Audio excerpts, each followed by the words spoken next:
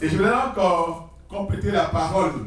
Dans la tradition, quand un porteur de la parole a prononcé le message, celui qui vient dire, je complète la parole de mon frère. Amen. Je n'ai pas la prétention de pouvoir comprendre mieux la parole que lui. Pas du tout. Mais lorsqu'il parlait du serpent d'airain, la parole dit, rappelez qu'il faut expliquer au peuple de Dieu que c'était la promesse de Dieu lorsque l'homme a péché. Parce qu'il est écrit dans Genèse 3, au verset 15, je mettrai l'inimitié entre toi et la femme, entre ta postérité et la postérité de la femme. Celle-ci t'écrasera la tête et tu lui blesseras les talons. Voici d'où est partie la motion du serpent d'airain dans le désert. Amen.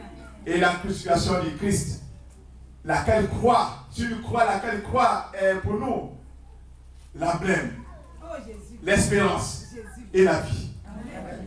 Dans le monde aujourd'hui, dans le monde ancien des intelligences, il a été mis comme élément essentiel de la santé par la nature, la santé par les médicaments. C'est pourquoi quand vous allez devant une pharmacie, vous voyez une croix avec un serpent. Le serpent, pour nous, il est l'objet de la chute de l'homme. Parce que le serpent a voulu contredire Dieu dans la parole de Dieu en disant, Dieu vous a dit quoi? Dieu dit de ne pas manger cet arbre. Parce que lorsque nous allons manger cet arbre, nous n'allons pas mourir, nous connaîtrons la vérité et le mensonge. Et nous vivrons longtemps. Et laissez pas de dire, non, Dieu ment. Quand vous allez manger cet arbre, vous serez comme Dieu. Vous n'allez pas mourir.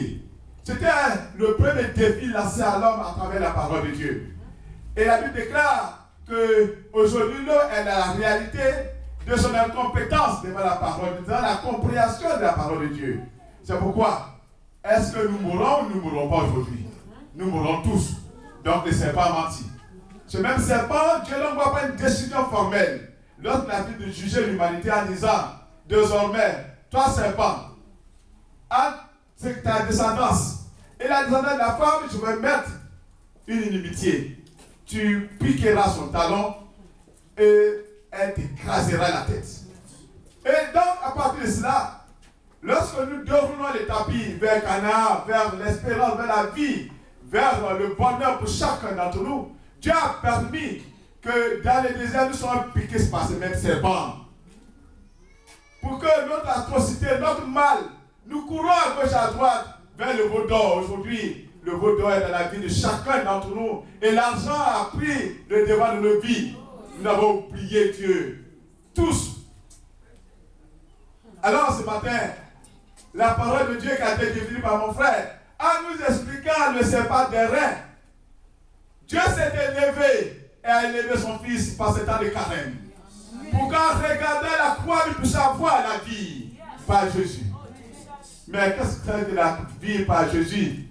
Si nous ne croyons pas, nous n'avons pas l'espérance de ce que Jésus n'a pas été crucifié sur la croix pour rester sur la croix, mais pour descendre bien plus de la croix, pour aller vers nous dans les enfers, pour nous délivrer de l'entraille de la mort, de la maladie, de la souffrance, de la pauvreté, de la stérilité, de l'incrédulité, pour que nous puissions avoir la vie totale, pour que nous sachions que Jésus-Christ est bien plus que nous pensons.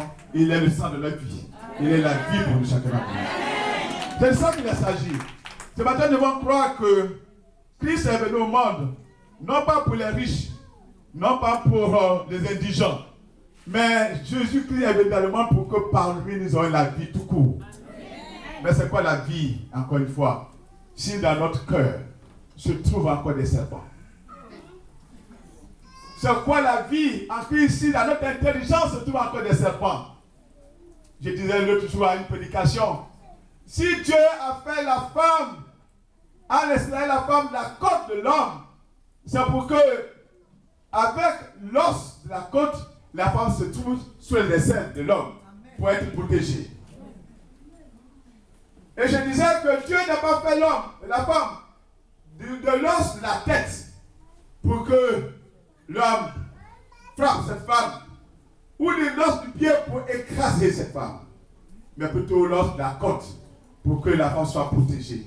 Mais est-ce que la femme est dans sa position d'être protégée, d'être la porteuse de l'homme, d'être la porteuse du foyer? Est-ce que le serpent n'est pas de façon permanente dans le cœur des femmes, des épouses, de nos soeurs, de nos femmes ce matin, de nos mamans? Est-ce que le serpent n'est pas la première partie, notre première réaction, même ce matin en venant à l'église? Est-ce que nous n'avons pas laissé les rancunes avec nous dans cette église, assis devant Dieu? Amen. Si nous avons les serpents en nous, si nous ne sommes pas capables de savoir que le serpent a été mieux en Jésus-Christ, pour que Jésus-Christ soit mort, cloué à la croix pour nous, que son sang est versé pour nous, et que par lui nous avons la vie. Et si nous ne savons pas que le serpent est définitivement mort, et que Jésus-Christ est la vie pour que nous puissions vivre de cet amour, alors que faisons-nous? Et peux-tu dire à ton voisin, à ta voisine que j'aime Jésus-Christ, que je rentre en transe, que je parle la langue, alors que tu n'as pas l'amour à toi?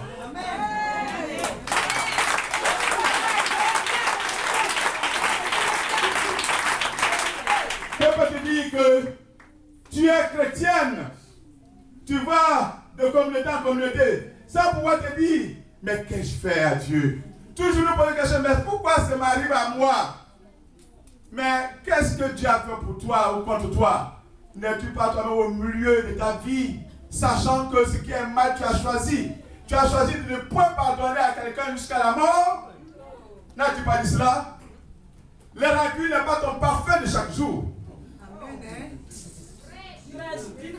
Si la rancune est le parfum de chaque jour, et tu ne peux même pas quitter ce qui est inutile en toi, c'est-à-dire les rancunes, la rancœur, le ban, la maladie, la sorcellerie, pour être délivré toi-même. Pourquoi vous pensez que les hommes de Dieu nous sommes?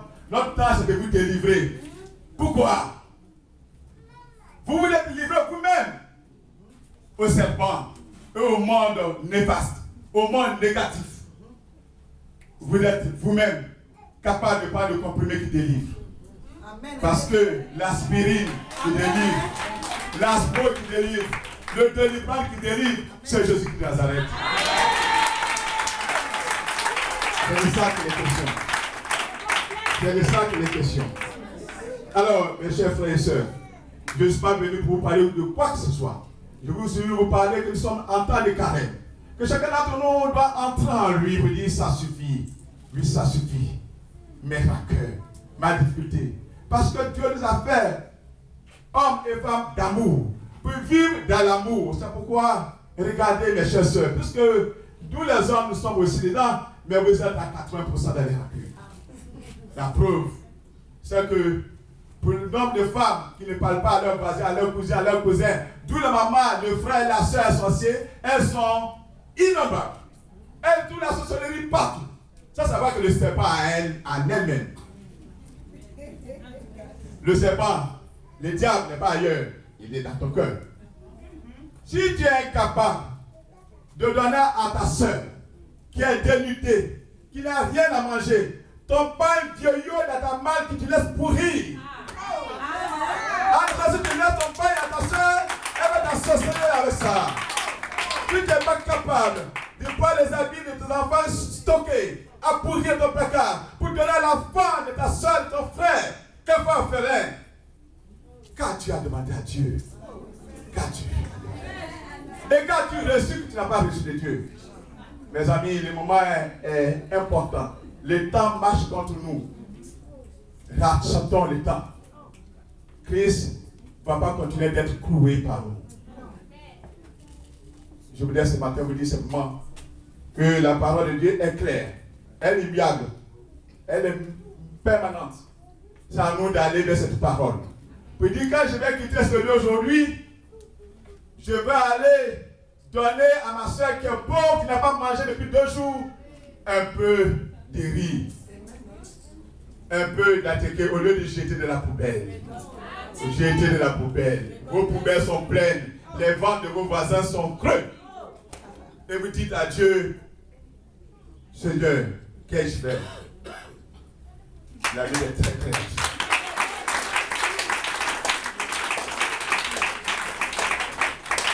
Revisitons de façon permanente notre esprit. Rappelons que chacun d'entre nous, si nous mangeons aujourd'hui, nous avons traversé notre désert. Et que nous avons traversé le serpent des reins. Que nous sommes arrivés à notre Canaan. Que où coule le miel, où coule le lait. Qu'avons-nous fait pour obtenir tout ceci? C'est une grâce de Dieu. Mais qu'avons-nous fait pour dire merci à Dieu? Après la rétention sur nous, dans nos cœurs. Donc je voudrais vous dire que sur le plan matériel et immatériel, c'est-à-dire matériel, c'est tout ce que nous avons emmagasiné que nous pouvons partager avec d'autres. Quelqu'un même dit que quand tu donnes l'argent à quelqu'un, il prend l'argent pour aller t'empoisonner. Il va transformer ton argent en pauvreté, tu seras pauvre. Ah, papa, maman. Si c'est comme ça, donc les hommes politiques sont toujours pauvres parce qu'ils distribuent l'argent à tout le monde. Et nous sommes arrivés à ce stade-là, que si je dois donner un pain à ma soeur, elle va aller faire sorcellerie avec. Nous nous bloquons avec cela. Je ne dis pas que l'esprit du mal n'existe pas, mais l'esprit du mal a été crucifié à la croix. Amen. Amen. Nous ne combattons pas l'esprit du mal parce que l'esprit du mal a été crucifié. Il n'y a plus de sacrifice pour nous. Un seul sacrifice a été réalisé pour nous. Et nous avons la vie permanente. Alors je vous rappelle, frères et sœurs, dans ce temps de carême, la promesse que nous faisons chaque jour à Dieu, c'est dire pardonne nos fautes quand nous pardonnons à ceux qui nous ont offensés. Faites l'effort de respecter cet engagement. Amen. Et que Dieu nous bénisse. Amen. Amen. Amen. Amen. Très fort. J'attends. Et comme je suis venu, et quand je ne vais pas reparler, j'ai fini de délivrer le message que mon père m'a demandé de vous délivrer. Le message d'amour. Je souhaitais que le dimanche, nous fassions l'évaluation de ce message pour que ça change. Et comme ma soeur, l'épouse du pasteur Sakel, oh là là, elle a tellement insisté pour que je vienne, que Dieu te bénisse. Elle a tellement insisté. Je lui ai dit qu'aujourd'hui, j'étais occupé jusqu'à 11h. Elle dit même à 11h, on vous attendra. Venez. Je suis venu, j'ai vu. J'ai vu ce que Dieu fait ici, dans cette communauté. En tout cas, en ce qui me concerne, il n'y a pas de petite communauté. Il n'y a pas de grande communauté. Parce que Dieu n'habite pas dans les murs. Dieu n'habite pas dans les rectangles ou les carrés.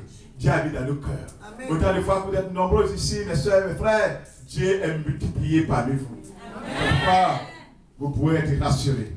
Autant de fois que je peux, que le temps me permet, parce que de toute façon, de 6h, tu peux aller jusqu'à 23h, tu es obligé de dormir. Et tant de fois que Dieu me permet de vivre, et que l'homme de Dieu est partout sémé à Grand Bassam, nous ferons en sorte que la croix de Christ soit posée sur la tête de Bassam. Que Bassam soit élevé à la gloire de Dieu. Parce que Bassam est une cité bénie. On ne peut pas faire d'une ville, première capitale de la Côte d'Ivoire, et de par nos fautes, par nos péchés, par nos mendicites spirituels, nous ramenons cette ville au bas de l'échelle. Notre mission est de lever Bassam pour le replacer où Dieu l'a positionné. Amen.